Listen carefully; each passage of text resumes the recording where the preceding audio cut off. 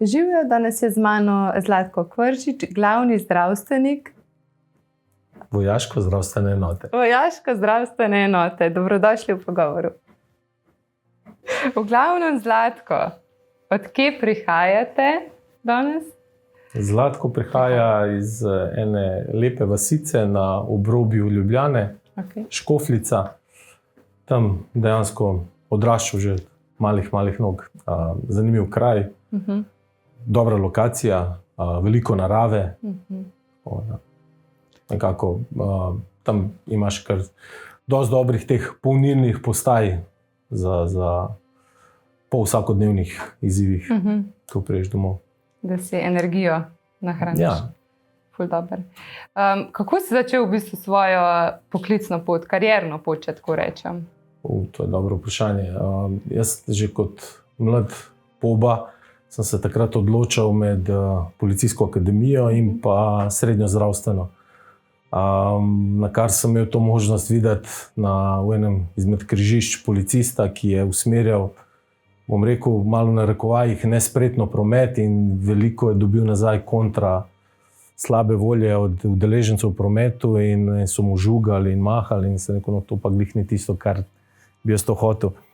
Pa nekako, zakaj sem sploh razmišljal o srednji zdravstveni, je pa zato, ker sem že kot mehen otrok imel že to neko čut, kako bi rekel, neko odgovornost do svojih zaščitniškov, do prijateljev, do sošolcev in potem, ko sem imel to možnost tudi videti reševalce na delu in ko vidiš, da je ta reševalec, ko pride na kraj dogodka, tisto neko upanje, kar prinese k svojemu poškodovancu, je bil to nekako pol tisti moj klic. To je to, pa je to smer. Vas je prav poklicali? Na nek način, ja. In bolj sem začel hoditi srednja zdravstvena šola na Šubičevi, tam sem oddelal svoje 4 leta. Potem sem takoj hotel iti delati in sem šel na reševalno postajo Ljubljana. Takoj po srednji šoli? Ja. In tam sem delal, na kar sem pol videl, da srednjošolska izobrazba je okej, ampak znanje ti lahko pa ponudi kaj več tudi zdravstvena fakulteta. In pol sem se vpisal izredno, v Ljubljani končal zdravstveno fakulteto. Potem mi je ratalo, bom spet rekel v navednicah, malo dolgčas po dodatnem znanju in sem se vpisal v fakulteta za vede o zdravju v Izoli. Tam sem zaključil magistrski študij. Wow. Ja, in pa spet sem brato malo lačen izzivov, tako da zdaj sem pa trenutno študent, zaključil sem 2. letnik doktorskega študija. Na zdravstveni fakulteti v Mariboru. Tako da sem zdaj že z eno veliko nogo zakorakal v 3. letnik in upam tudi, da ga pol uspešno prevedem do konca. Ja, bravo, sploh nisem vedela, da je to še vse to v ozadju. Kaj pa se v bistvu dela na doktorskem študiju nege? Ja, doktorski študij nege. Dejansko, kar je mene fasciniralo in pritegnilo k temu, je tudi eden izmed mojih vzornikov, gospa profesor dr. Majda Pankihar, ki je dejansko sinonim v slovenskem prostoru za mene iz zdravstvene nege. Dejansko ti pokaže, da je mnogo več kot samo tista, kar mi radi zdravstveniki rečemo, medicinske sestre, nega, kot taka zdravstvena nega. Mnogo več je v temu, kar je meni doktorski študij prinesel, je način mogoče nov razmišljanja, kako poiskati zadeve, kako analizirati članke, kako dejansko poiskati neke dokaze, ki temeljijo, ki podkrepijo dejansko neka dejstva. Ker mi vsi radi laiki, bom rekel, beremo iz socialnih omrežij, Facebooki, Instagrami, ja, to je tako, on je rekel tako, ampak to ni nič evidence-based practice, nič ni podkrepljeno z dokazi. In tukaj dejansko v tem znanstvenem svetu, v tem raziskovalnem svetu, pa imaš to možnost spoznati. Kar je pa največji izziv, to pa moram priznati, je bil pa dejansko se prilagoditi ali pa priučiti, in to se še zmeraj učim, ta tako imenovani znanstveni jezik. Ta je zelo zakompliciran. recimo jaz lahko rečem, v tem prostoru smo 3 in vsak dela svoj posel, ampak v znanstvenem svetu bomo pa rekli triangulacija nas 3 in tako naprej. Wow, zanimiv izraz. Ja. Kako vam je pa pol uspel delati šolo ob delu? Mislim, samo delo na reševalni je pač izjemen izziv, bi rekla. Pa pol se še izobraževati istočasno. Vas je tukaj, kako ste videli ko ste imeli prakso, pa pol še dodatno izobraževanje? Moj oče vedno rad reče, dobra organizacija je pol dela. Ja. Sigurno pa ni lahko. No. Jaz se spomnim svojih dnev, veliko je prakse še vmes. Recimo, greš na reševalno, oddelaš svoj 12-urni delavnik, naslednji dan greš prakso, iz prakse greš direkt v nočno, potem se že vmes, ko imaš frej čas, pripravljaš na izpitno obdobje. Zahteva veliko odrekanja, veliko discipline in pa seveda podpore strani družine. Brez tega vsi tisti, ki izredno študirajo, jaz mislim, da težko pridejo do cilja. No. Da nimajo podpore. A si že imel takrat v tiste čas družino? Ja, jaz sem se zgodaj poročil, bil sem star 25 let. Jaz se malo pohecam, da me je moja soproga takrat vprašala in jaz sem pristal. No, seveda ni bilo tako. Že zgodaj sem, to je zahvaljujoč mojim staršem, tudi zelo zgodaj so mi vcepili vse te vrednote, vrline, pozitivne, tudi te družinske. Tako da moja vzgoja, bom rekel, je kar tako, ko pogledam sebe za nazaj, sem kar ponosen na to in tudi na moje starše, do katere mere so me pripravili za to odgovorno, realno življenje. Jaz imam tudi 2 sina, Dejan in Marko, in bi si želel opraviti vsaj pol dela pri vzgoji, kakor so moji starši opravili z mano. No. Je pa v današnjem času to mnogo težje, večji izzivi so. Velik izziv je to, ja. Socialna omrežja delajo svoje in mislim, da se izgubljajo vrednote, no, te naše življenjske vrednote. Ja, bi rekla, da se res v tem svetu digitalizacije, ki je danes, je vse porazgubljen. In moralni kompas in vse, tako nekako. Res je to. Kaj so vam dala ta izobraževanja, se pravi disciplino, ne? Sam to ste imeli tudi že najbrž, kako ste rekel, porazgojen, pa pridobljen, ampak tako, kaj so vam še dala, kako ste se mogoče čez ta proces razvil kot oseba, ne? Glede na to, da ste 2 stvari hkrati. V bistvu 3 še družino. Ja, proces izobraževanja, v prvi vrsti treba vedeti, da je to proces. Ja. Ne moramo se mi nič naučiti čez noč, ne moramo mi čez noč postati vrhunski strokovnjaki. In ravno ta izobraževanja, pa ne samo šolska izobraževanja, jaz ne bom nikoli pozabil ene izmed mojih prvih intervencij, ko smo bili ko smo štartali na intervencijo, to so bili moji začetki. Jaz sem imel gospo, ki je hiperventilirala, se pravi, nič pretresljivega. Ampak ona je meni izgledala takrat, kot da umira. In ta gospa, namesto da vidi neko upanje, v mojih očeh je videla samo strah. In v kliničnem centru je še zmeraj ena klopca, ki je moj opomnik, kako je doživljenjsko izobraževanje zelo pomembno. Ker na to klopco po tej intervenciji me je moj takratni partner v avtu, Tomažin Boštjan, Žiko, call sign, me je posadil in mi je rekel: Zlatko, zdaj si pokazal strah v očeh pred pacientom in nikoli več. In ravno ta klopca, ta moment, ta trenutek je meni dejansko bilo to, da sem se šel takrat upisati, mislim, da celo prvič v življenju, v knjižnico, vzel vse možne knjige, kar je bilo strokovne literature, in se začel učiti. Ker si enostavno nisem več želel dovoliti, da se karkoli podobnega ponovi. In ta izobraževanja ti pa kaj pa dajo? Dajo pa definitivno profesionalizem, strokovnost, dajo ti samozavest, ki je prepotrebna za upravljanje tega poklica.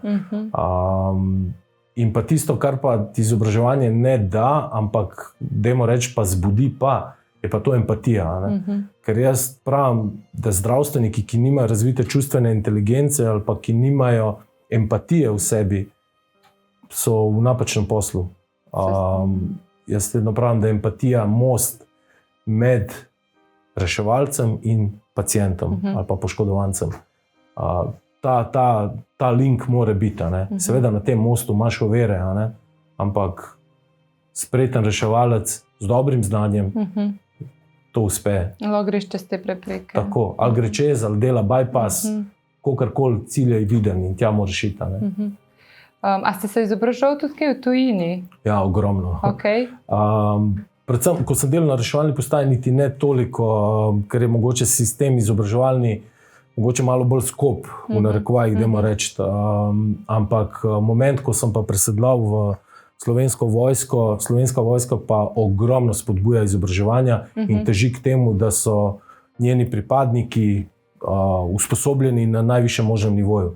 Tu sem pa ogromno prepotoval, dejansko več kot prej v celem svojem življenju in sem se udeleževal res izredno dobrih tečajev, kjer sem sodeloval z vrhunskimi strokovnjaki z področja nujne medicinske pomoči, taktične medicine in pa tečajev, katerih se jaz osebno najrajši udeležujem, to so pa iz kriznega menedžmenta, iz kriznega vodenja. Aha, situacij. Tako. Aha. Teh imate najraje. Zakaj? Pa zato, ker kriza kot kriza, če mi definiramo zdaj ta pojem kriza, jaz včasih v mojih zgodnjih začetnih letih sem krizo dojemal kot nekaj, kar je treba reševati momentalno, ta trenutek, zdaj tako je. Skozi leta se pa ti naučiš in skozi tvojo to profesionalno kariero, da so krize enostavno sestavni del življenja. In danes, ko prideš v neka taka, dajmo v narekovajih spet reči, krizna obdobja, jih prvo analiziraš, jih pogledaš z vseh možnih zornih kotov in potem sistematično pristopiš in jih rešuješ. Se znate zdaj pred tem, se znaš umiriti pa videti, kako se rekel, zunaj situacijo. Absolutno. Tudi, ne vem, če ste kdaj imeli možnost vsi skupaj spremljati, ko pridejo reševalci na kraj dogodka, ali pa gasilci, ali pa policisti in tam imaš nekega človeka, ki vpije na pomoč. Se ti ne parkiraš vozilo in kar tečeš k njemu, tukaj sem, pomagal vam bom, ali pa rešil bom zdaj 30 ljudi. Prideš, se ustaviš, oceniš, analiziraš situacijo, sprejmeš v glavi rešitve, obrneš se nazaj v reševalno vozilo, pobereš zadeve, ki jih boš potreboval tam, striažiraš, vidiš, kdo je tisti najbolj nujen za prvi pristop in začneš delati. In to je sistematika in to te naučijo izobraževanja, realni scenariji. Seveda je pa tudi tukaj pogojena kilometrina, ki si jo ti opravil tekom svoje kariere. Kaj pridobiš. Hotela sem se sam vrniti k temu, kar si prej rekel to prvo intervencijo. Česa pa te je bilo takrat toliko strah na tej prvi intervenciji? Da bo gospa umrla. Prav, da bo gospa umrla. Ja, ona je tako, mislim, mogoče sem tudi jaz, oziroma sem sigurno takrat poslabšal malo njeno stanje, ker jaz, ko sem videl, da ona težko diha, dejansko je pa hiperventilirala, imela preveč kisika v krvi, jaz sem njej takrat dal gor dihalno masko, ohajal masko in še kisik dal. Skratka, mislim, totalno napačen pristop, ampak normalno, nisi imel tega znanja, nisi imel te izkušnje in to je to. In enostavno nisem več sebe želel pripeljati v to vrstne situacije. Pa ni bila to moja prva intervencija, ampak ena izmed začetnih, dajmo reči. In enostavno potem težiš k temu, da si samo boljši in boljši. Da se to ne zgodi. Ja, jaz nikoli v življenju nisem in nikoli ne bom tekmoval z vsemi ostalimi. Jaz vedno tekmujem sam sabo, ker sem sam sebi največji izziv in največja konkurenca. Tako da bi mogel dejansko vsak. Ker ko prideš enkrat na to točko, da se zaveš, da si vsak je dejansko v svojem lajnu, če tako rečem, in vidiš, da res ne moreš nekom, niti ne moreš, niti ni to cilj življenjski, da bi... Ja, jaz v današnjem svetu nekako vidim, da ljudje se čutijo malo ogrožene, ko sedijo ali pa so v bližini nekoga, ki zna več kot on. Jaz pa osebno to nikoli ne smatram kot nek handicap in se nikoli ne čutim ogroženega. Ampak to vidim vedno kot priložnost za mojo osebnostno rast, da jaz preko teh ljudi, ki znajo več kot jaz, ki imajo že neke bogate izkušnje, dejansko se naučim iz njihovih naučenih lekcij in danes, jutri ne ponavljam njihovih napak. Ne rabiš to v bistvu sam čez to. In jaz tudi vedno, kadar inštruiram, kadar učim, vedno vsem mojim, vedno govorim, družite se vedno z ljudmi, ki vedo več kot vi. Ker če ne, vi ste neka faca, ki ve več kot vaši kandidati, super, ampak ti dejansko stagniraš s svojim znanjem. Ne? In faca si tistih 5 minut, ampak potem čez 5 let je to znanje že staro, so se že razvili novi pristopi, nove doktrine, nova oprema. In če nisi v stiku s tem, zaspiš strokovno. Zaspiš. To je pa zelo, zelo nevaren moment. Pa ne zate, ampak za tvoje paciente. Kako ste pol tekom tega tudi redefinirali, kaj vam pomeni življenje, kaj vam pomeni, da se zgodi, kad doskrat rečemo, recimo, ali pa tako v pogovoru, da se je zgodil kaj hudega. Kaj te pojmi zdaj pomenijo za vas? V bistvu to lahko združiva v eno. Okay. Življenje, kaj je življenje? Življenje je skupek nekih trenutkov, ki se zgodijo tisti moment in dejansko v tem življenju šteje potem samo način, kako ti odreagiraš v tem hudem trenutku. Ali si odreagiral mirno in zadevo spravil do konca, ali si ti postal paničen in sploh, če imamo panika v timu, to pomeni, da bojo vsi v timu panični. Tako da res je to znanje strokovno prepotrebno, da ti lahko v hudih situacijah v življenju odreagiraš mirno. Kar je pa težko. Jaz to tudi, ko učim voznike motornih vozil, kandidate, dejansko te dijake ali pa mladostnike, nikoli jim ne rečem, da je to enostavno. Ker ti, ko to prebereš z slajda, z PowerPointa, če piše to v knjigi, je to teorija, to on prebere čez 2 sekunde pozabil. In ti moraš vtisniti to v glavo, da je to izziv, da je to težko, ampak da je to nuja. Da se nikoli ne zaletavajo, da v prvi vrsti, bom rekel, malo egoistično mislijo nase, pogledajo, da si ti varen, da ti lahko varno pristopiš, šele takrat lahko dejansko tudi daš sebe. Ja, najprej varnost, da lahko pomagaš pa v drugemu, to je osnova. Še tebi kaj zgodi. Kar je pa zelo težko, ko si v afektu, ko si pod emocijami. Ta tehnična reševanja ali pa intervencije naše, največji izzivi, s katerim se jaz srečujem in še danes se trudimo delati nekje 2-krat na mesec ali pa vsaj 1-krat na mesec v reševalni službi, to, da sem v stiku z doktrino, da strokovno ne zaspim. In meni na intervencijah je vedno izziv ohranjati to koncentracijo, zbranost. Ne zato, ker sem jaz nesposoben se skoncentrirati, ampak ti, ko imaš pred seboj ljudi, ki so poškodovani, ti si njihov steber upanja takrat, in ti, če tam ne daš sebe 110%, ni ok. Pa ste mi najbrž zdaj odgovorili na to, da ste delovali 10 let na reševalni postaji Ljubljana in kako ste doživljali svoje delo. Najbrž tako kot nek steber upanja za posameznike, kamor ste bili poklicani. Ja, še enkrat, mislim, 10 let dela na reševalni, kaj je meni dalo? Profesionalizem, strokovnost in pa prepotrebno samozavest. Seveda, iz vsake intervencije se ti nekaj naučiš. In tiste intervencije, ki pa na koncu štejejo največ, so pa tiste, saj zame, ali pa tiste intervencije, ki te zaznamujejo, so pa tiste, kjer vidiš, da si ti naredil neko razliko. Ti s svojim pristopom, ti s svojim znanjem, se pravi, si nekomu pomagal. In spet, če se vrnem nazaj na te, ki jih inštruiramo, ki jih učimo. Kje vse mentorirate? Povsod. Mislim, učim po svetu.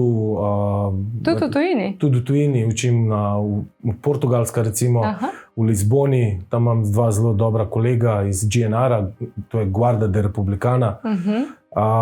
Tam učimo njihovo vojsko in njihovo policijo. Potem tudi v Ameriki izvajamo skupne te tečaje.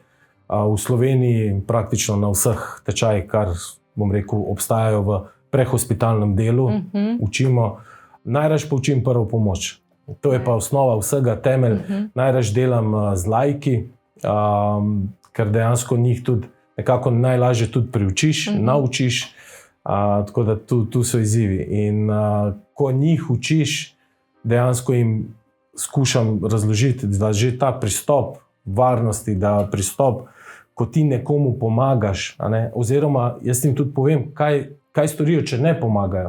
Ker če ne pomagajo, ker jaz štejem v top 3 čustva, v našem življenju je eno od top 3 čustev, da si nekomu pomagal. Zadovoljstvo.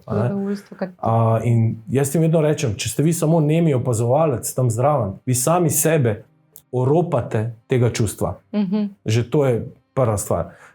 Druga stvar pa, sem rekel, če jim pa ne pomagate in ne zaustavite tiste krvavitve, ker reševalci, mi smo super. Jaz vedno to povem. Ja, malo bom narcisoidno, samozavestno. Ne, ampak ja. Ja, mi smo res, to so res čudoviti ljudje in generalno reševalci vsi. Ampak velika hiba reševalcev je pa nas ni tam, ko je to potrebno.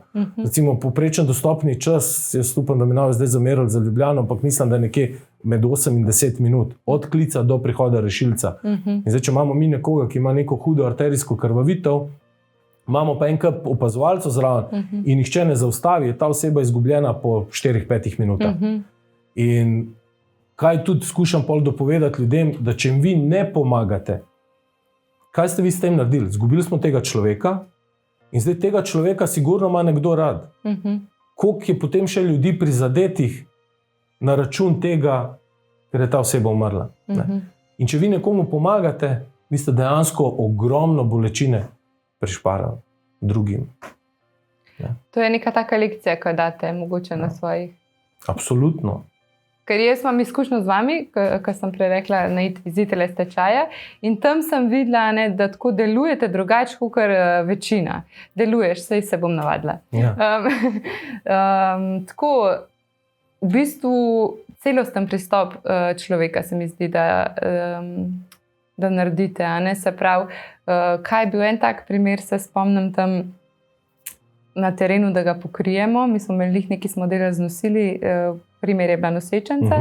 In koliko je bilo takrat ti pomemben, da mi dojamemo, da pač ta oseba si zdaj ne more sama pomagati in da dajmo vse narediti, da bo njej udobno tukaj, ne glede na to, da se je znašla v tej situaciji.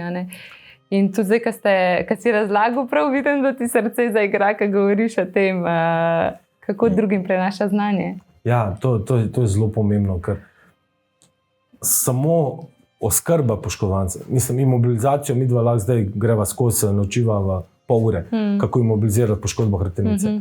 To nič ne šteje, če ti nimaš v sebi spet te empatije, dotika, pogleda v oči, da daš tvojemu poškodovancu občutek varnosti, da doživljaš sam pri sebi, če bi, ne vem, meni zelo draga oseba ležala na teh tleh, ali pa jaz, kako bi jaz si želel, da reševalci postopajo z mano. In ta prijazna beseda nas nič ne stane. Je pa težava, kar jaz opažam, tudi mogoče v tem našem, vsi govorimo zdaj o zdravstvenem sistemu, o izzivih, o tem pomanjkanju kadra. Ja, je težko, ampak mi vsi smo šli prostovoljno, nihče nas ni, ne vem, s pištolo prisilil, da moraš iti v zdravstveno izobrazbo in opravljati to poslanstvo.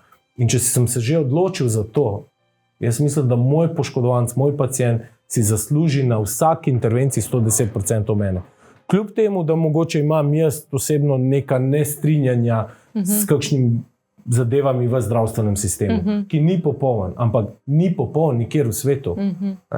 In jaz sem pa še zmeraj prepričanja, da živimo pa še zmeraj v dokaj normalni državi. Samo pač vse ljudje, dobro, jaz bi pa reče to. Ja. Premalo smo hvaležni za tisto, kar imamo. Tako da, ja, pokrit, dotakniti, prijazna beseda, celostna obravnava mora biti. No. In to me pa tudi naučil, dajmo reči, ta izobraževalni sistem, te zdravstvene nege, ki te je usmeril, da ni samo nudenje nujne medicinske pomoči, samo skupek nekih tehničnih procesov, ki jih ti izpelješ, ampak da, ne vem, daš neki človeku pod glavo, da mu osvežiš ustnice, obrišeš čelo. Kako pa se pol sooča s pritiski, ali pa prej, ko si delal, zdaj čist ne vem, kaj v Slovenski vojski, kaj je tvoja naloga, pa deva mogoče najprej to, kaj je tvoja naloga tukaj kot glavni zdravstvenik, ne? Ja. Ali pa skupaj. Ja, če bi to povzel z enim stavkom, ne vem, jaz kaj delam kot glavni zdravstvenik vojaško-zdravstvene enote, je mogoče ena izmed prioritetnih nalog, da organiziram spremljam razvoj in nadziram zdravstveno oskrbo v Slovenski vojski.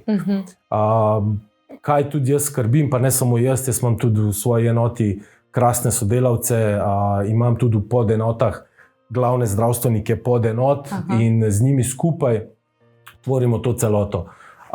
Dejansko skrbimo, da smo up to date z najnovejšimi protokoli oskrbe v taktični medicini, ki je mogoče za nianso malo bolj zahtevna kot oskrba v nujni medicinski pomoči, in pa tudi oprema. In izredno dobro smo opremljeni, tudi sodelujemo z javnimi zdravstvenimi ustanovami, in na kar smo pa sploh posebej ponosni, je to, da smo uspeli doseči nek dogovor z javnimi zdravstvenimi ustanovami, da se tudi pripadniki vojaškega zdravstva lahko usposabljajo in opravljajo delo v javnem zdravstvu.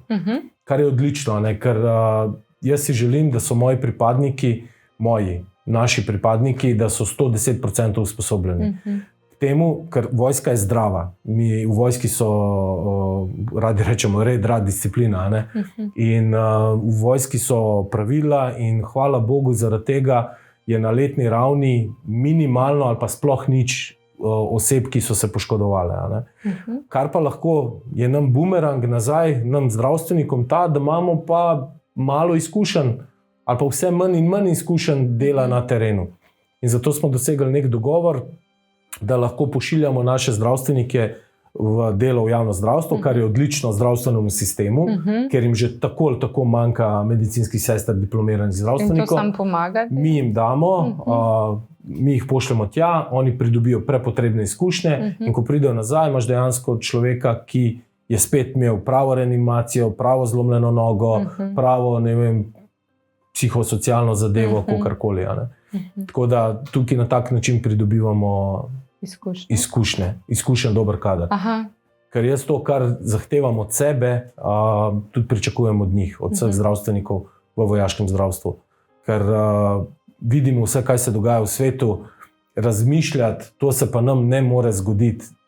Mislim, da to je nepravilno razmišljanje in zato moramo pa mi biti to, kar Slovenska vojska je, 110% pripravljena, ko bo šlo za res. Se pravi, znotraj nimate tako nekih intervencij, da bi rekla prav zdaj, kaj je...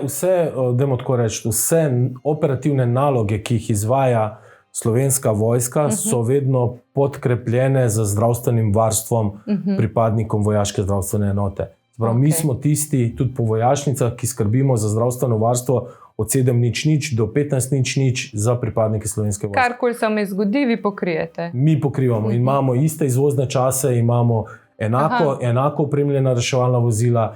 Vsa izobrazba, ki jo imamo mi, je identična, kot jo imajo v civilu, s tem, da imamo mi dodatne tečaje, ki pa kako bi rekel, združujejo taktično medicino. Kako oskrbovati, ne vem, ona se deli na 3 faze, oskrba pod ognjem, taktična terenska oskrba in pa potem ta tako imenovana medicinska evakuacija. Imamo tudi naše reševalce, letalce, imamo hiperbarično komoro in tam delajo vsi naši zdravstveniki. In kje je štab glavni? To ne smem povedati. Ne, šala. Štab naš ali pa poveljstvo je vojaške zdravstvene enote v Ljubljani, Šentvid. Tam imamo svojo stavbo, smo enota, ki je podrejena logistični brigadi, logistična brigada poveljstvo sil in potem do generalštaba in pa seveda ministra za obrambo in pa seveda vrhovne poveljnice, naše predsednice. Kar razvejan. Ja, to je ta hierarhija. Se pravi, v bistvu tukaj ni nekih tako izzivov v smislu svojci pa to, da bi bili vključeni. Sem pa hotela vprašati, kako ste se soočali prej na terenu s temi pritiski drugih, ki pridejo zraven, recimo na kraju nesreče. Kako to, kljub temu, da moraš ti človeka skrbeti, pa biti tam za njega, kako s temi pritiski ste delovali? Če se poglobimo noter v sebe, jaz mislim, da vsak reševalec mora najti ta svoj nek notranji mehanizem, kako se nositi s tem pritiskom, oziroma se razbremeniti, ko pride moment za to. Še enkrat, jaz lahko tudi sam pri sebi rečem tisto, kar sem rekel v začetku, da zame izziv na intervencijah je tista koncentracija, zbranost. Ko imaš večje število poškodovancev, če imaš še kakšnega Bog ne daj otroka zraven, takrat je pritisk na visokem nivoju, in takrat je treba vklopiti maksimalno glavo, se pravi razum, in čustva skušati pustiti po strani. Pa vam to izmer uspelo? V začetku niti ne. Tudi ko si se peljal domov, si razmišljal o tem, ali sem naredil v redu, ali nisem v redu, ali bi lahko naredil kaj več, skušaš resetirati, greš skozi proces. To si delal sam. Danes, hvala Bogu, imajo reševalci v prehospitalnem okolju, imajo res eno izredno dobro stvar in to je tako imenovan back brief, oziroma razbremenilni pogovori. Zdravnik, ki je vodja intervencije, če je imel zahtevno intervencijo, ko je zaključena, avto zrihtan, pripravljen za naprej, on vzame ekipo, jih pele ali na kavo, ali se usedemo odkole in se pomenimo. Kaj je bilo dobro? Dobro je bilo to. Super. Kaj menite, kaj bi mogoče lahko naredili še bolje? In zdaj, če pride kakšna stvar, da bi lahko bila bolje, lesson learned. Naslednjič to delamo. Če je bilo vse cool, no stresa. Če smo pa kaj narobe, mislim, da bi kaj lahko, pa nismo, je pa to tudi moment, da pride vest potrkati na vrata. In takih momentov res ne sme biti. Zdaj, sam pritisk na intervencijah je pa tisto, kar nekako sam pri sebi najdeš. Jaz sem to vedno reševal z nekim svojim notranjim sistemskim mehanizmom, tehnike dihanja, prideš, vdahneš, pogledaš, razmisliš, sprejmeš, greš, delaš. Ker najtežje delati je pod afektom, v stresu. In zato tudi v Slovenski vojski so naši tečaji zame osebno zelo dobri, ker mi imamo vodilo v naši glavi train as you fight. Se pravi, da se čim bolj približamo realističnim situacijam. Jaz se spomnim začetki naši, ko smo delali tečaje, smo mikropor nalepali gor, pa narisali, roka je zlomljena. Tukaj pa danes, hvala Bogu, to pa je plus te današnje tehnologije vsega, je ta, da imamo lahko tudi umetne krvi, da imamo lahko umetne mulaže, ki dejansko ponazorijo zelo realistično same scenarije na kraju dogodka. In pol zraven dodaš malo element stresa, se pravi, dajmo malo ga stresiraš, lahko je to z zvočnimi pripomočki, kakšen bang da poči, zraven mi dodajamo pressure in ti v svoji glavi in tudi v Ameriki, ki smo bili, so nas naučili, kako ravnati s tem stresom, s tem pritiskom. Ker če moj inštruktor meni pokaže, da za določeno intervencijo on rabi 30 sekund, jaz si bom tudi vzel 30 sekund, pa če vile padajo zraven mene. Ampak jaz si bom vzel 30 sekund. Če pa to 50 sekund, pa on pa že malo nervozen, živčen, zakaj mi ne gre. In je pa treba biti tudi, da zminimaliziraš ta pritisk na intervencijah, je treba biti pa malo tudi samokritičen do sebe. Se pravi, se zavedati, kje imaš znanje mogoče malo slabše in na tistem delati toliko več. Samozavedanje se pravi, je tle ful pomembno. Absolutno. Brez te samokritike, ker najlažje je s prstom kazati na druge. To znamo vsi. To je slovenski nacionalni šport. Ampak, kako radi rečemo, pomest pred svojim pragom, tu je to, kar te dela pol dejansko velikega. Se pravi, prvo poglej vase, mogoče pa jaz nisem dovolj dober. Poglej, kaj ti lahko narediš, da spremeniš. Nekoga, tvoj tim, sistem, pogovor, komunikacija, vse to paše v tim. Kako je delovati tle v timu? S tokimi tudi ljudmi. Prej si rekel, da eden je pod pritiskom, pa je cel tim pod pritiskom. Ja, zato ker ga unervoziš ga, vse ostalo. In zdaj v timu, kaj je fajn v timu? Timsko delo je ključ do uspeha. Pa ne samo v zdravstvenem, vojaškem okolju. Jaz mislim, da v katerem koli okolju. V banki morajo delovati skupaj, v trgovini, kjerkoli. In v timu je fajn, da vsak posameznik pozna svoje naloge in jih opravi, ko je to potrebno. Hkrati je pa, mislim, da zelo pomembno, da pozna pa tudi širšo sliko. Jaz tam pozabil besede, to je pa tudi spet, bom omenil verjetno še kjerkrat Slovensko vojsko, kar ti pa Slovenska vojska da, ne? Ker te nauči delovati v stresnem timu, kar ti da tudi reševalno, absolutno, ker drugače ni možno. Ampak nam pa pozabil besede polkovnika Franca Kaliča, ki je rekel, da če se zgodi situacija, da nasprotnik preseka četo, bataljon, brigado na 2 dela, in zdaj v enem momentu sem jaz izgubil mojega šefa, ker je na drugi strani in komunikacije so nam uničene. Ne morem, ne znam, ne vem kam, kako. In on je rekel, če ti poznaš, to je tista širša slika, če ti poznaš namero svojega poveljnika, poslanstvo, s katerim on deluje, tudi če se pretrgajo vse komunikacije in ti deluješ skladno s tem, boš ti še zmeraj opravil svoj del posla dobro. Zato je ključ do uspeha v timu, da poznaš svoje naloge, da si samozadosten, da si suveren in da se zavedaš, da nisi nikoli sam. In da ne rabiš vse narediti sam. Jaz sem imel tudi to čas sodelovati z zelo dobrimi zdravniki na terenu, ki, ko smo šli na reanimacijo otroka, so javili, da otrok ne diha, grozno, že v glavi ti je grozno. Ja.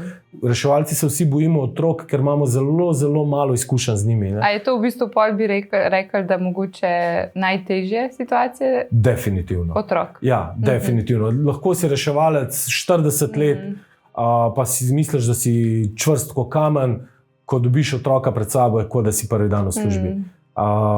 Tukaj je stres totalno nekaj drugega, pritisk je drug, emocije so druge, tukaj je težko obvladovati emocije. Ti še zmeraj delaš, skladno z svojim znanjem in stroko, ampak je pa izredno težko. In ta eden izmed zdravnikov, s katerim smo sodelovali, bil meni fantastičen, zato ker mi, ko smo se vozili na intervencijo, je on iz žepa vzel zapiske, na katerim je imel zapisane formule tubusa, adrenalina, koliko je treba česa dati pri malih otrocih. In tukaj je on meni samo s tem, on meni ni pokazal, Olega ne zna. On je meni s tem pokazal svojo veličino, da se ne dela prepametnega, zdaj jaz sem jaz in vse vem. Tako, vse vednež, ampak dejansko je šel na tisti najbolj normalen človeški nivo, tak, update, cool, I'm good to go. Kako pogumno. Tako. Da si je to upal narediti pred ekipo, mislim. Ja, absolutno. Ampak ne pred ekipo, vsi smo eno. Ja. Zdaj mi vemo, da v hierarhiji zdravnik v zdravstvu se ve, kdo je. Zato, to, kar je general v vojski.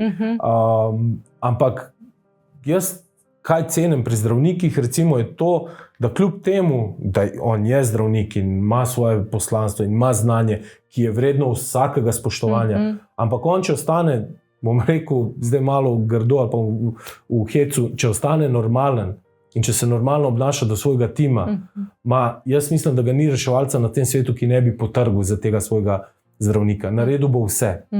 Samo bodi timski. In to, če mi čutimo to timsko energijo, pa gremo se boriti proti čemu hočete. Pa to teče. Da, to mora. Zdaj, ko si omenil otroka, ko so se slišali po telefonu, si mi enkrat omenil, da si mogel tudi svojega sina enega oživljati, ne? Ja. Če bi želel mogoče to deliti situacijo, imam par vprašanj v zvezi s tem, kako te je to, kako pa drugače zdaj gledaš mogoče na te situacije, ali pa tako, nekaj imaš s svojim otrokom tako izkušnjo? Kot prvo izredno neprijetna izkušnja je bila to. Naš Marko, on je bil star, ko se je rodil, 24. teden in 3 sedmine. Sprav 5 mesecev pa pol. Imel je 800 gramov, operiran na srčku, 3 mesece inkubatorja. In potem, ko smo prišli domov, 14 dni je bil doma in je dobil RSV virus in seveda s tem povezano totalno apnejo. In jaz pravim, mamice, mi imamo lahko še tako razvito tehnologijo, detektorje na tem svetu, ampak ta čut od mame, to je nekaj neverjetnega. To nič ne prekosi tega. Jaz sem doma imel takrat zaradi Marka prištimano vse, kisik, dihalni balon, celo tisto desko, ki zazna, če se preneha premika. Tako.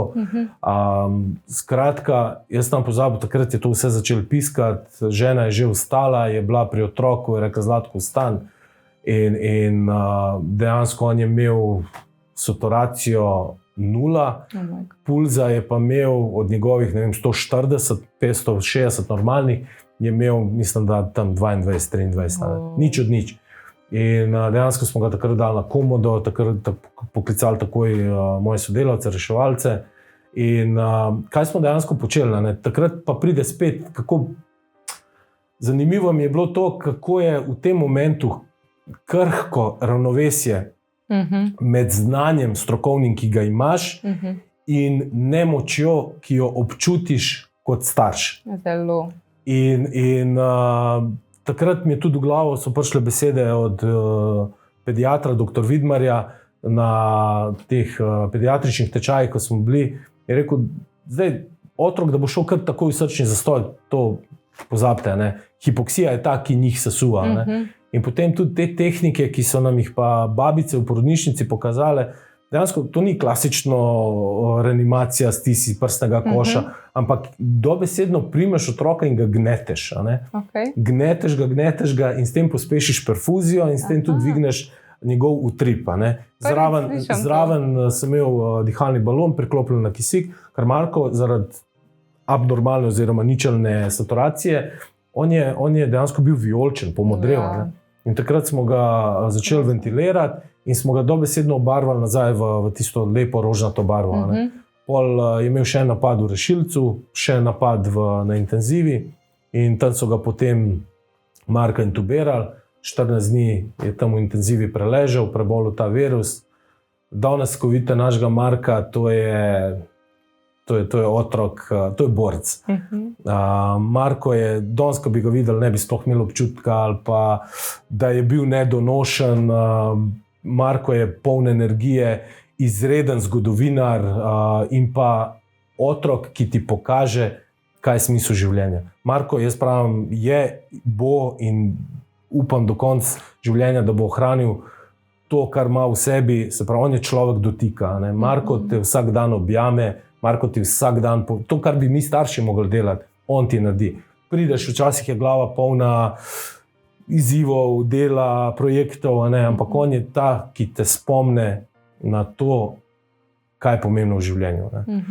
Seveda, tukaj ne smem pozabljati še na drugega sina Dejana, ki je bil mogoče malo prikrajšan pri vsej tej pozornosti zaradi Markovega stanja, sploh v tem njegovem vzrastu, ampak Dejan je tudi čudovit fant, ki upam, ta zdajšnja punca, ki je isto fantastična, če bo pametna, in Dejan isto, da bosta lahko happily ever after. No? Ker Dejan je pa tudi tako pravičen fant, sočuten fant in to mi je zelo všeč pri njemu. No? Ja, imate zgleda, ne? Ja, rečemo. Kako te je to spremenilo? Mislim, jaz imam izkušnjo s svojim sinom Markom, ki mu je tudi ime, ki je pa v bistvu imel tak epileptičen napad, zelo, vse veste, pri otrocih je to čisto neznačilno, on je kar nehal dihati in tako. In so ga tudi oživljala, no, sicer na začetku in pol, ko imaš znanje, kaj narediti. In potem v bistvu samo čakaš, da pridejo rešilci, kakšna je to nekako, res, kar si prej rekel, nemoča. Ne? Ja. In to je meni v bistvu čisto spremenil pogled na se strinjam. Kako obravnavati starše in otroka v takih situacijah. Super povedano. Meni je definitivno ta izkušnja pomagala k temu, da sem danes boljši reševalec. Sigurno. Iz razloga tega, ker si bil na tej drugi strani. Ja. Dobro, bil si na tej drugi strani z določenim strokovnim znanjem, kar je mogoče bilo malo lažje, ampak ko prideš na intervencijo, zdaj, fokus nam je ta, ki je poškodovana, ampak zraven je en kup ljubečih svojcev, ki jim je mar za tega človeka, in pol isto, kako z njimi komunicirati, kako njih pomiriti, kako njim paziti, to je zelo tanka linija tukaj. Zelo tanka linija. Ker besede boš izbral, ker ne moreš reči, vse bo v redu, ker ne veš, kaj. Prav, točno to, besede si mi vzela iz ust. Jaz nam pozabil, recimo iz ene intervencije, bom zdaj samo malo skočil na stran. LTH, to je bilo podjetje, ki dela te ulitke za motorje. In tam so bili mojstri in en mlad fant isto zraven, so popravljali prešo hidravliko. In v glavnem se je nekaj zakompliciral, Preša šla dol in on se hotel umakniti in mu je noga ostala noter. In mu je Preša pod kolenom stisnila to nogo in jaz sem bil takrat tja poslan brez zdravnika. In oskrbel, zrihtu, kanal, vse, klicu, travmo, naročil bolnico, peljemo se nazaj. In ta fant je mene samo konstantno spraševal, a mi bojo rešili mojo nogo. In tukaj glih beseda, vse bo v redu, daš mu upanje, pa zlagal si se mu. In zdaj, kje je tista, kaj so tiste prave besede v tem trenutku, da ti poveš človeku? In dejansko, jaz sem se vedno naučil nekako v to vrstni situaciji vedno reči, lejte, naredili bomo vse, kar je v naši moči. Ful dober stavek. Nisem se ti zlagal, res se bom potrudil zate, konec, kakšen bo pa čas povedal. Tako da tukaj res treba, ker sploh ljudje, ki so v šoku, ki sedijo, ki gledajo v prazno, ki gledajo skozi tebe, pa še ti zraven, da ga pobožaš, pa mu rečeš, vse bo kul, to res ni v redu, ker mu daš lažno upanje, ki ga bo potem kasneje, ko zve resnico, samo še bolj dodatno potavklo. Tako da, to vrstna izkušnja pa sigurno je botrovala k temu pri meni, da samo še bolje razumem in dajem več poudarka na to empatijo. Da začutiš človeka, da vidiš to, prepoznaš to njegovo stisko. Kako pa ohranjate, ali pa ste takrat reševalni, tu že prej si rekel, da zbranost je bila ključno, da ste to ohranjali, ampak kaj pa od primera do primera? So bili mogoče kdaj tako hitri, da sploh niste mogli preklopiti? Kako to, da preklopiš tako hitro, da greš v novo situacijo? Rešiš en primer z enim znanjem, ki ga imaš, in pol druga situacija, ki moraš drugo znanje uporabiti. Tle se lahko vrnemo nazaj na stavek, ko sem rekel, reševalci smo super. Zelo dober približek Supermanu, ampak nismo. Kako bi rekel, sistem te to nauči. Sistem te to nauči. Zdaj, preklopiti z intervencije na intervencijo. Jaz mislim, dejansko, da ti, ko si v službi, ti nikoli ne preklopiš. Ti si not, ti veš, da zdaj v teh 12 urah bojo lahko veliko število intervencij, lahko da bo zelo malo, ampak si tu, si, dajmo reči, v tem filmu. In si vedno, kar mogoče bi pa izpostavil, preklop, in tudi reševanje na intervencijah. Ti, ko delaš, jaz saj se trudim z glavo takrat opraviti strokovni del. Ko sem pa sam, ali pa dobro se pravim, zdaj imajo te backbriefe, razbremenilne pogovore, ampak ko sem bil pa sam, sem pa skušal sam pri sebi razumeti, kaj sem pa podoživljal kot človek. Te čustva, te emocije, recimo tudi, ko predavaš, ko jim kažeš kakšne slike s terenov, pa res pride kakšna mogoče izredno zoprna, grda rana. In pol vidiš med publiko ljudi, ki tako naredijo. In jaz jim vedno tudi rečem, zdaj si vi predstavljate, vi se z avtom ustavite, ko je avto zbil pešca. Vi stopite ven iz avta, da pomagate temu človeku, zavarujete kraj dogodka, pridete zraven in zdaj ta, ki ga je udaril, je v totalnem šoku, je out of the game, ta, ki leži, je razmonteran, se drži za nogo in vas gleda. In vi zagledate to njegovo nogo in prva stvar, ki jo naredite, ko si vi predstavljate, kaj ta človek doživlja. In jaz jim vedno rečem, lejte, jaz sem toliko leta delal na reševalni, pa ne bom niti podrazno skušal tlele glumiti nekega frajera, kako jaz zelo preprosto gledam neke grde rane. Ne, tudi meni ni prijetna, ko je človek poškodovan, ko se kost premika. Ampak sem rekel, kaj sem se pa naučil? Naučil sem se pa takrat vzeti največjo gazo, ki jo imam, in prekriti to rano. In od tu naprej, verjeli ali ne, in meni, in njim, je za par procentov lažje. Sem rekel, to pa lahko vsak izmed nas naredi. Tako da jim na tak nek način skušaš približati neko resno stvar, ki je lahko zelo preprosto mogoče oskrbijo. Kako pa si se sploh odločil za mentorstvo? Mislim, kaj sploh rabiš, da postaneš mentor drugim? Prvo vprašanje, kako sem se odločil. Jaz sem mnenja in trdno sem prepričan, da znanje, ki ni prenešeno, nima vrednosti. Nima in nikoli ne bo imelo. Kaj pa mora imeti dober mentor? Dober mentor mora imeti zavedanje, da mentorstvo ni enosmeren proces. Se pravi, tukaj smo vedno vsaj dva, a ne? Tvoj mentoriranc in ti. Druga stvar, mora biti odprt za dialog, mora biti iskren in najbolj pomembno od vsega, mora biti potrpežljiv. Ker če te potrpežljivosti ni, ker ti si mentor, se pravi, ti si nek strokovnjak, ki stojiš pred človekom, ki je šele na začetku svoje karierne poti. In ne moreš ti od njega pričakovati, da bo zdaj on jutri že s tabo ramo ob rami, a ne? Ne gre. Tako da, kaj jaz rad tudi učim kot inštruktor, kot mentor, ko imam pred sabo ljudi, rad jih učim tudi, da razmišljajo. A ne? Jaz nisem in nikoli ne bom mentor, ki dajem samo odgovore. To je brez veze. To, mislim, je tudi eden izmed načinov, a ne? Ti me vprašaš, jaz ti odgovorim, aha, sem se naučil. Ampak jaz jih vedno rad malo pa sem malo pikar, rečem, okay, kaj pa ti misliš tukaj? Kako bi se pa ti tukaj lotil?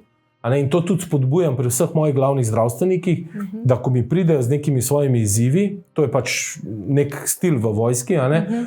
Želimo, da tudi vsi naši vojaki, a ne, da niso takole usmerjeni, samo ukaz razumem in to je to, ampak da znajo razmišljati, da znajo uporabljati. In takrat ti oblikuješ človeka. A ne? Tako da to mentorstvo jaz jemljem zelo, zelo resno, ravno zaradi tega, ker to prenešeno znanje pomeni, da danes, jutri to znanje lahko reši nekomu življenje.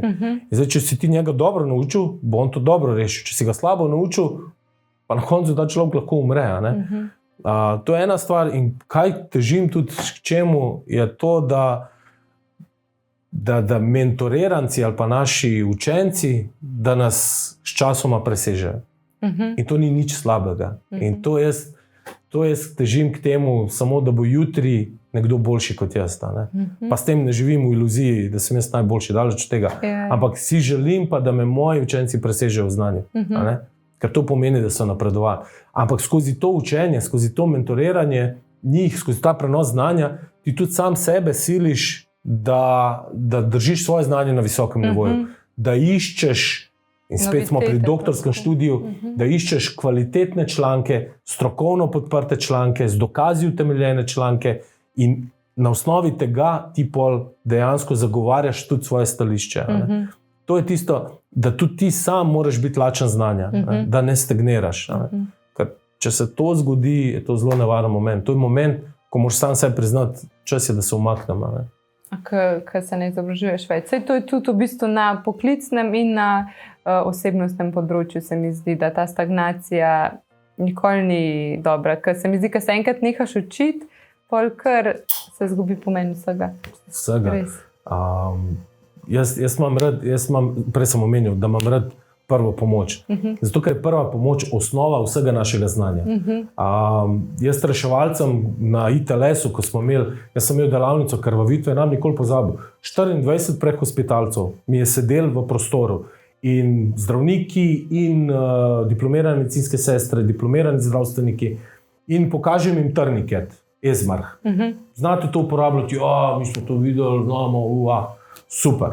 In potem vzamem 2 trikotne ruti pa palco. Sem rekel, no, kdo zdaj od vas mi zna narediti Esmarha na nogi s trikotno ruto? Niti ni dvignil roke. Ne? In spet ne morem jaz si želeti, da vozim Ninja Kawasaki 1100 kubičan, če ne znam predhodno dobro peljati kolesa. Ne? In zato moramo težiti k temu, da smo močni v osnovi, pol pa nadgrajuješ in gradiš. In prenašaš in s tem tudi osebnostno rasteš. In to je tudi moj drive, to je tudi tisto, kar me vodi, to je moja nagrada, ko vidim, da nekdo zaradi mene osebnostno raste. Jaz nam pozabil isto, v Rdeči križ Slovenija ima tudi zelo dobre tečaje za bolničarje, ima dobre tečaje za prvo pomoč. In sem sodeloval s temi, bom rekel, kar otroci, ki so bili v ekipah prve pomoči.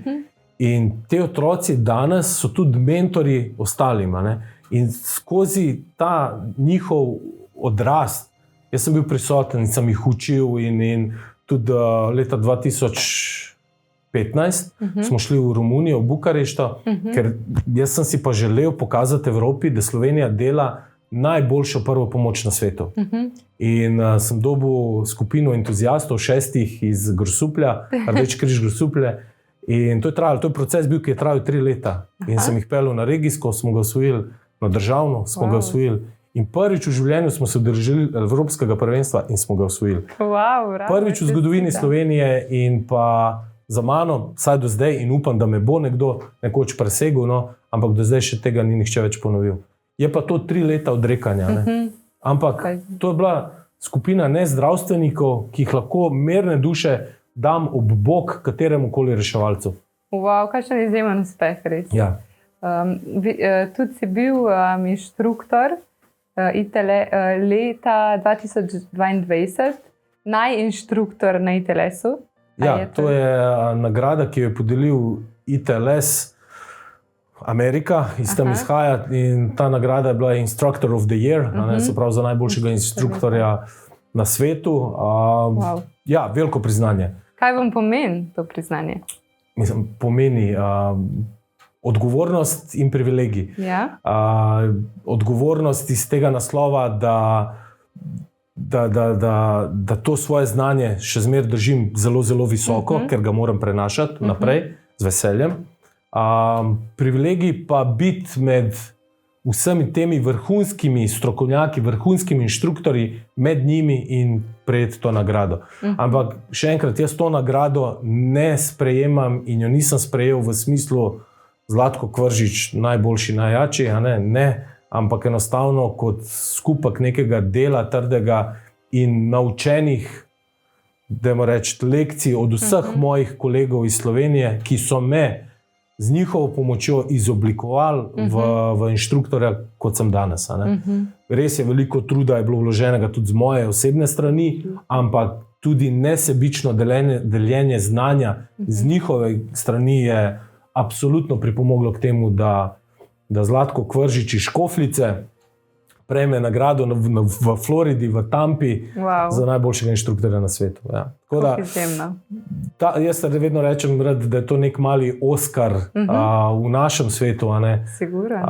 Ampak to je samo nek mogoče, da vam reči, dokaz, da razmišljaš v pravo smer, da delaš v pravo smer, da se trudiš razvijati v pravo smer. Tako da, če sem se jaz dokazal leta 2022, ne vem, novembra, ko sem prejel nagrado, takoj 1. december, se že treba znova dokazovati.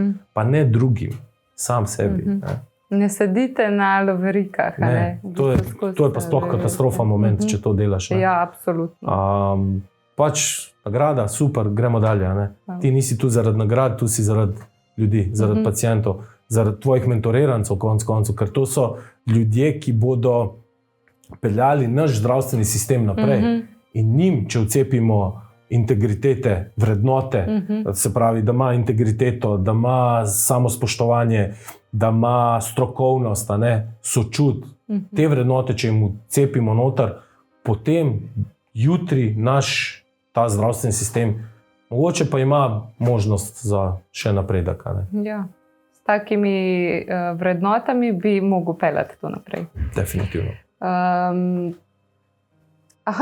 A ste imeli kdaj kakšne dvome na tej poti, ali pa tako, glede na to, kakšen nivo znanja predajaš naprej, a je bil kakšen dvom pri tem? Definitivno. Dvomi so in dvomi vedno bodo, ampak dvomi so tudi instrument, ki tebe prisilijo na nek način, da si samo še, dajmo reči, da se samo še bolj prepričaš v to, kar delaš. Če je dvom, ga najlažje anuliram tako, da preverim sam sebe, da si še kaj dodatno preberemo o čemerkoli, ker se pravim, to, kar mi delamo, ko inštruiramo, to so zelo nevarni momenti, ker če nekdo uči nekaj nepravilno, ne vem, zadnjič sem slišal, da na eni izmed zdravstvenih šol še zmeraj učijo sproščati dihalno pot, roka na čelo in druga roka pod vrat. To delaš kontrapezo v vratu in če je poškodba vratnega dela hrbtenice, pa ti lahko človeka ubiješ. To se ne dela. Tako da ravno to hočem reči, da ni samo neki Franz Kafka, je lepo rekel, nothing is, if it isn't written, write it. In jaz vedno pravim, treba biti malo drzen, treba biti malo proaktiven, treba nekatere stvari, ki so zapisane, ne? Nothing is written in stones. Se pravi, lahko prepravimo. Če vidimo, da ena stvar ne funkcionira, pa zakaj se zdaj oklepati, zakaj se držati, pa dej spišmo nov protokol, glede na naše naučene lekcije in dajmo to naučiti zdaj ljudi. Kar je pa težko, recimo, če imate nekega reševalca, ki je 40 let v sistemu in je delal tako in nikakor. Ja, in zdaj to premakniti, zdaj to mu razložiti, lej, ta način je pa boljši, lažji, bolj sofisticiran, je to pol mali izziv. No? Veliko energije terja. Ampak tudi v tej komunikaciji, ker v zdravstvu moramo biti močni v komunikaciji, komunikacija nam je osnova, ne samo reševanje, komunikacija dvosmerna, enosmerna, da znaš tudi, ne vem, brati človeka, ker če to ne znaš v zdravstvu, jaz mislim, da mi to neverbalno komunikacijo že dobri zdravstveniki delamo refleksno, da vidiš, da prepoznaš človeka. Kaj opazite najprej na človeku, tako nasplošno? V prvi vrsti jaz osebno energijo. Ko nekomu dam, ne vem, pol stisek roke, ko nekoga spoznam, v stisku roke jaz preberem 50% človeka, samo v stiska roke. Se pravi, če je močen ali če je... Ja, ali je mlahav, ali je čvrst, pogled v oči, definitivno. Oči so ogledalo duše. Recimo na intervencijah ti moraš znati prebrati človeka, ki je v stiski. Saj to, ja. Jaz vedno rečem, ljudje, ki so v stiski, vedno govorijo tiho, a njihovo telo kriči. In tu je treba to začutiti, to videti in pol dejansko iskati mehanizme, kako prideti do tega človeka. Ker če mi ne uporabljamo refleksno te neverbalne komunikacije, če ne znamo brati, bomo težko razumeli, kaj je onkraj neizrečenih besed. In tu dejansko človeka treba, jaz pravim, po domač povem, čutiti. Videti ga, ne vem, kam usmerja pogled. Je pogled šel levo, je šel dol, ali gleda dol, ali gleda v zrak, pa je zasanjen, ali gleda dol, pa neki spletkari. Oči ogromno povedo. Glas, mimika, ali se je psihološko zaprl, ali je odprt v komunikaciji, kako mu grejo roke. Vse to. Ste se tudi na tem področju imeli? Imeli smo samo eno izobraževanje, ko sem jaz bil na reševalni in ga nam pozabil. To je bilo izobraževanje iz komunikacije, imela ga gospa Ana Nuša Kneževič, žal zdaj že pokojna, izredna gospa z veliko začetnico, in ona nas je takrat dejansko tudi učila te branje govorice telesa, komunikacije, zdaj je zelo aktualna ta asertivna komunikacija, potem, če je nekdo paničen, če je nekdo agresiven v komunikaciji, da mu ti odgovarjaš mirno, kontrolirano, ker agresija zbuja agresijo. Tako da zelo tako dobro in jaz bi to predlagal praktično vsem. Ker tudi v Sloveniji imamo zelo dobre priznane strokovnjake na področju komunikacije. In tukaj bi predlagal, ja, definitivno marsikomu, da se tega... Že sam za osebno rabo, da se tega... Ja, ker prijazna beseda nas nikoli nič ne stane. To nas res nič ne stane. V trgovini, če si prijazen, pa se nasmeješ tisti prodajalki, pa je vesela za cel božji dan. Ja, lepa beseda, lepo mesto najde. Vedno bo in temu je sigurno tako. Res. Kaj sem hotela? V bistvu ste toliko si že povedal tekom tega pogovora, da se mi ta vprašanja kar prepletajo. Kako pol med vsemi temi ljudmi, ki delate, kako ohranjate svojo energijo? S tem, da najdeš nek smisel. Smisel je sigurno spet v tem, da ko ti delaš, sploh ko delaš, ko imaš rad to, kar delaš. Ne vem, jaz vsak dan grem z veseljem v službo. To je zame zelo pomembno. Pa to je ogromen dosežek tako na osebni ravni, ker veliko ljudi dela stvari, ki jih ne veselijo. Mislim, če bi bil v taki službi, bi jo sigurno zamenil. Ampak razlog temu ni samo ta moja pozitivna naravnanost, ampak tudi moji dobri sodelavci. In spet, danes sem že parkrat omenil Slovensko vojsko in jo bom spet omenil, pa ne, da delam reklamo, ampak res te nauči ta naša vojska te nauči tisto, kar je pomembno. Mi imamo zelo dobro razvit tako imenovan buddy sistem. Se pravi, če smo kjerkoli četa, karkoli, ti si moj buddy, jaz sem tvoj buddy. Jaz skrbim zate, ti skrbiš zame. Dejansko pregledava opremo, jaz tvojo, ti mojo, double check delava. Če gremo teč, zdaj sem v boljši kondiciji kot ti. Recimo, tečeš na čas, odlaufaš, odtečeš do konca in potem ti se tam ne ustaviš in točeš po prsih, jaz sem bil boljši. Ampak se obrneš in tečeš nazaj po svojega vojaka. Mi rečemo temu, poberamo jih. In to je že v glavi ta miselni proces, da te ne bomo nikoli pustili od zadaj. Nikoli ne boš, vedno bomo prišli pote. Že to te tisto pelje. Zdaj, kaj je energija? Energija je tudi zame, kje najdem energijo v mojem delu, absolutno. Ko vidim, da delam razliko, ko vidim, da delam nekaj dobrega, pa ne samo za sistem, ampak zase, za svojo družino, za svoje prijatelje. Vedno, že od malih nog sem bil tako naravnan, da pridem nasproti. Kar me včasih tudi v življenju malo teplo, ampak tak sem in se ne bom spreminjal. Kaj vam pomeni vaša družina? Glede na to, da vam v bistvu vsa leta stoji ob strani, pa tu si predstavljam, da res ste ogromen, tako odsoten, glede na to izobraževanje, služba, vse to. Kaj vam pomeni ta glavna celica? Družina je neko moje zatočišče. Zdaj, svet je poln odgovornosti, izzivov, ampak ko prideš domov, tam si lahko brez maske, brez uniforme, tam si lahko ti. Jaz sem prepričan, da družina ali pa v družini, da ne šteje to, koliko si ti doma časa, ampak jaz sem bolj prepričan, da šteje tisti čas, kako ga kvalitetno preživiš, ko si doma. Ko me pa ni, se pa tudi zelo potrudim, da pa razumejo, zakaj me ni, kje sem in kaj počnem.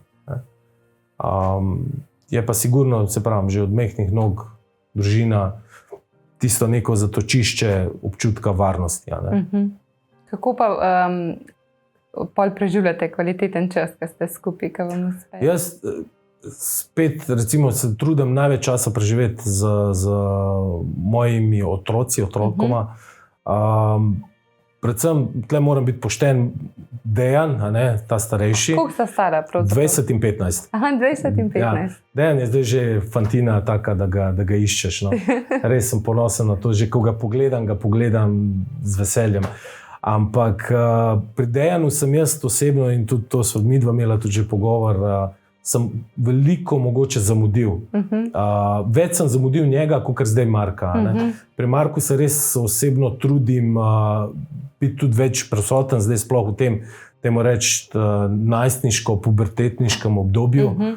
Tako da trudim se z njima preživljati res čim več časa. Predvsem zdaj z Markom, ker Dejan je zdaj itak okupiran z drugimi zadevami.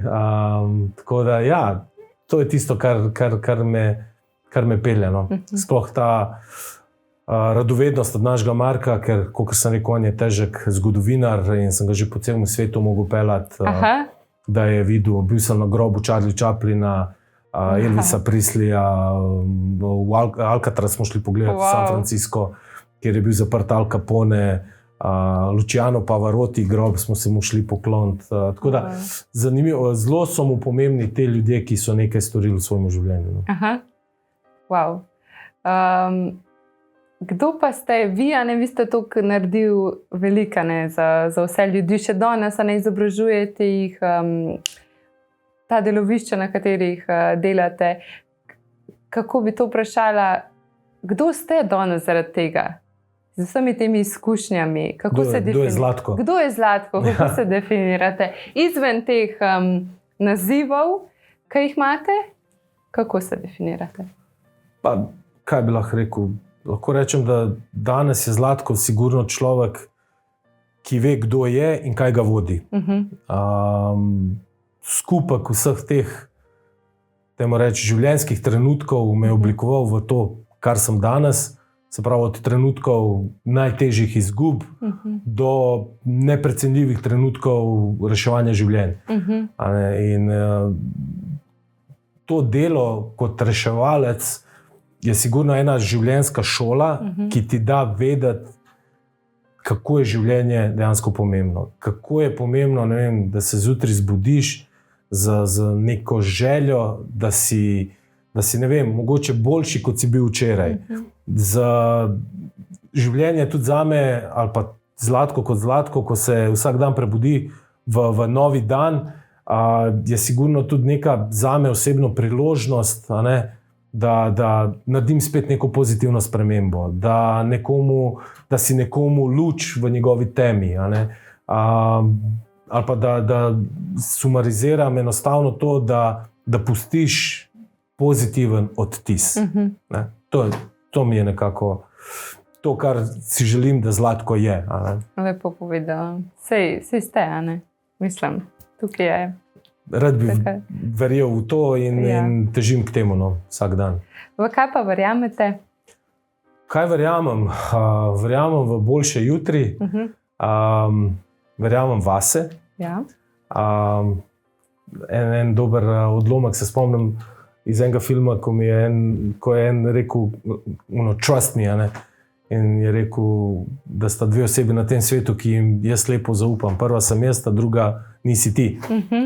Tako da zdaj verjeta, to je tudi širok pojem, o katerem bi lahko imela samo poseben podcast, ampak, kakor sem rekel, verjamem v boljše jutri, verjamem, da vsak človek izmed nas ima potencial, da je dober, da lahko to svojo dobroto dejansko prenaša na druge. Ker mislim, da ta vrednota, ta srčnost, ta dobrota se malo zgublja. Predvsem, bom rekel, v svetu nasploh, ampak tudi pri naših teh vrstnikih, mladostnikih nekako. Mislim, da starši tukaj imamo veliko vlogo, odgovornost, da te naše mladostnike spravimo na pravo pot, ampak tako, da bojo srčni, odgovorni in da bojo verjeli eni v druge. Zanj sem gledal tudi en dober intervju, ko je bil en starejši gospod intervjuan in so ga vprašali, kaj za njega uspeh v življenju. In on je odgovoril, mislim, fantastičen odgovor je dal. Je rekel, da on smatra, da bi bil za njega uspeh to, in da je za njega uspeh to, da njegovi otroci, ko odrastajo, še zmeraj želijo preživljati čas z njim. In jaz bi tako imenil vse svoje uspehe, da mi to uspe. Da sta moja dva otroka na stara leta lahko zraven še zmeraj. Da se vedno vračata. Tako. To je izjemen uspeh. Mislim, da bi mogel biti to cilj starševstva. Kaj pa veš, da si vsa ta leta nekako prav delu jih, prav usmeril. Priročnika ni. Priročnika ni. Vsi se trudimo delati po svojih najboljših prepričanjih in ne vem, upam, da nam rata, da bodo tudi te naši otroci videli, da starši nismo samo težaki, ampak da jih dejansko skušamo peljati na pravo pot. Meni se zdi, da to pol vidijo, ko imaš enkrat samo otroke. Definitivno. Vidiš, da ni vse tako. Absolutno, tako da jaz se več ne pustim prepričevati nikomur, ki nima otrok, da mi govori, kako ravnati z mojimi otroci. Nekdo, ki jih ima pa 4, definitivno z veseljem vzamem na svet. Hvala. Bom na tem mestu kar zaključila, ker ta vzgoja, to je lahko res nova tema. Tako da hvala, ker si vzel čas, danes pa prišel, pa v bistvu pokazal najnim poslušalcem, da za uniformo pa nazivi se skriva res en izjemen človek z ogromno znanja pa ogromno srčnosti, ki jo predaja naprej na tem svetu. Tako da hvala danes za pogovor. Mi se pa poslušamo. Čau.